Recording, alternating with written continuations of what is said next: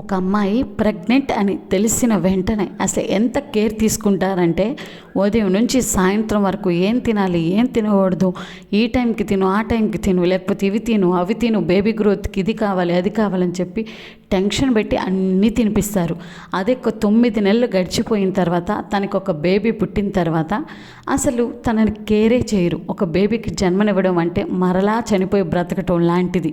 అలాంటి టైంలో అండ్ అలాగే బాడీ కూడా సెట్ అవ్వక ఒక మెంటల్ టెన్షన్లో ఉంటుంది ఒక అమ్మాయి పరిస్థితి.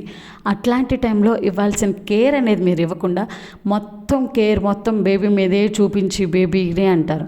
దీంతో పాటు ఇంకేంటంటే బేబీకి సరిగా పాలు సరిపోవట్లేదు, నువ్వు అలా తినట్లేదు, ఇలా తినట్లేదు, లేకపోతే కూర్చొనే పాలు ఇవ్వాలి, నుంచోనే పాలు ఇవ్వాలి, లేకపోతే ఇట్లా ఏదో ఒకటి అంటూనే ఉంటారు.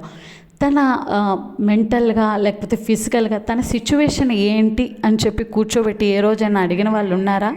అలా అడిగిన వాళ్ళు నాకు తెలిసి చాలా తక్కువ మందే ఉంటారు. ఎక్కువగా బేబీనే చూసుకోమని చెప్తారు, లేకపోతే బేబీ వెయిట్ అవ్వాలనో లేకపోతే ఇంక ఇదే చెప్తారు. కానీ నీకెలా ఉంది హెల్త్, నీకేమేం కావాలి అని చెప్పి అడగడం చాలా తక్కువ నేను చూసిన వాళ్ళల్లో అయితే. అండ్ దెన్ వీడియో నచ్చితే లైక్ చేసి సబ్స్క్రైబ్ చేయండి. Thank you for watching.